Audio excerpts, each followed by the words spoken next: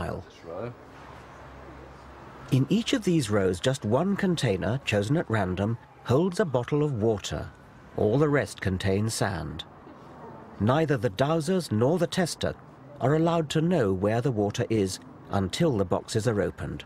So there are no unintentional giveaways. Have another go. Safeguards like this make the double-blind trial one of the crowning achievements of scientific reason. Okay, put it on the end one then. Number 6 again. I'd say so. Okay. Right. What you'll typically find when you talk to dowsers is they'll give you lots and lots of anecdotal evidence, lots of stories about how they discovered a leak in their neighbour's pipes and so on and so forth. But there are always other possible explanations there. Yes. What we're trying to do is set up conditions which would rule out any of those other explanations. But then we get down to the very fundamental, basic issue: can the dowsers actually do what they think they can do? Yes. Okay. I think it's 4. I think it's 4. So should we see how well you've done? This is sand. In that case, I can't do this. This is the waters in number 5. Sand again. This time, guess was bin number 3. And this time you're correct. That's water. I'm afraid that's sand. Yes, well actually there are 2 possible ones. Final trial, it's sand again, I'm afraid. In that case, I'm 100% wrong again. Well, you got 1 right out of 6, which is what we'd expect by chance. So far, they're performing pretty much in line with mean chance expectation. In other words, guesswork. So no one has scored more than 2 hits out of 6. 3. 3. The people you've been testing, do they understand why they're being put through the double-blind procedure? I think once we've explained it to them, then they appreciate why someone who is perhaps sceptical or doubtful about their claims would see that that was necessary. What's interesting is it doesn't actually tend to dent their confidence at all. Which suggests that they're completely sincere. I think they are completely sincere. Yes. And that they're typically very, very surprised when we run them through a series of trials and actually say at the end of the day, well, your performance is no better than would expect just on the basis of guesswork. And then what typically happens is they'll make up all kinds of reasons, some might say excuses, as to why they didn't pass that particular test. I feel the whole test is wrong. I'm shocked beyond words that this has happened. But I did say from the outset, couldn't we just sort out some grey blocks and some scaffold boards so that I can walk above it, which is what I would routinely do and I've done for 40 years. Who knows where or what bottles were in what tubs. That's the whole point, isn't it? That's the whole point. But if you understand dowsing like I do, you'll understand that everything leaves an image. This state of denial is extraordinary. Even when confronted with hard fact, these dowsers prefer not to face up to truth, but retain their delusion.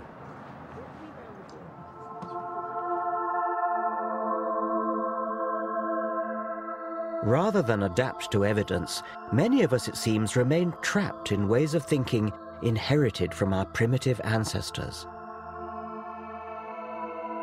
Irrational belief, from dowsing to psychic clairvoyance, has roots in early mankind's habit of attributing spirit and intention to natural phenomena such as water, the sun, a rock, or the sea.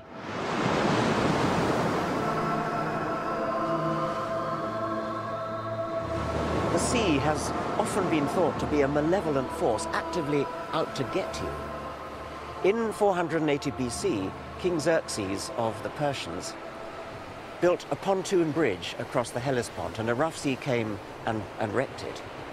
And King Xerxes was so furious that he sentenced the sea to 300 lashes. I wonder whether there's something of King Xerxes in all of us to this day. We don't want to believe that things just happen. We want to believe that there's some kind of deliberate intention behind everything, even where inanimate objects are concerned. And perhaps that is the key to humanity's belief in the supernatural.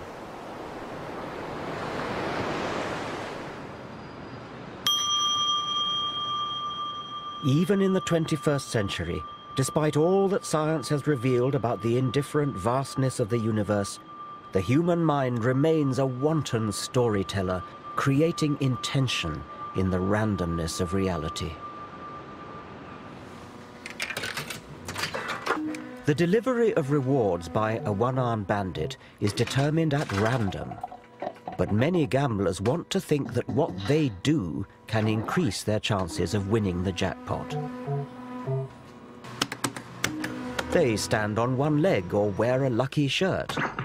Are these superstitious behaviors a byproduct of our evolution?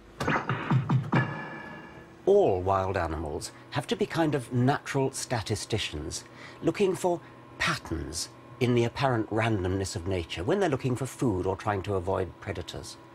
There are two kinds of mistakes they can make. They can either fail to detect pattern when there is some, or they can seem to detect pattern when there isn't any, and that's superstition. "60 years ago, the American psychologist B.F. Skinner investigated the behavior of pigeons, rewarding them with food when they learnt to peck a key in the feeding apparatus.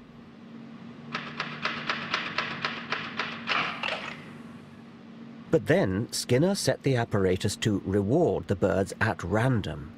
Now the pigeons just had to sit back and wait. But that isn't what they did. Instead, the majority developed what Skinner called superstitious behavior. When an individual pigeon, for example, happened to look over its left shoulder, and the reward mechanism just happened to click in at that point, it would have got the idea that it was looking over the left shoulder that had got it the reward, so it tried it again.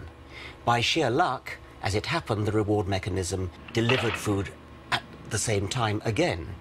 And so the pigeon was reinforced in its idea that looking over the left shoulder was what got it the reward. And it went on and turned into a maniac for looking over the left shoulder. Humans can be no better than pigeons. We constantly create false positives. We touch wood for luck, see faces in toasted cheese, fortunes in tea leaves. These provide a comforting illusion of meaning. This is the human condition. We desperately want to feel there's an organizing force at work in our bewilderingly complex world. And in the irrational mindset, if you believe in the mystical pattern you've imposed on reality, you call yourself spiritual.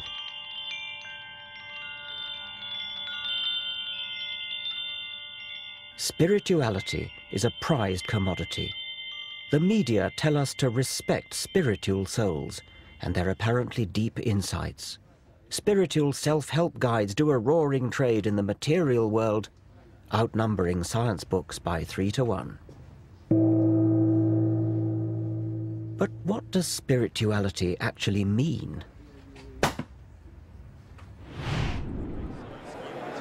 So please take your seat and please come slowly and gently so that we can start the proceeding without losing time.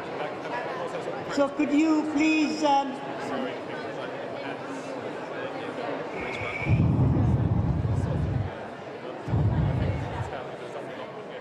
Satish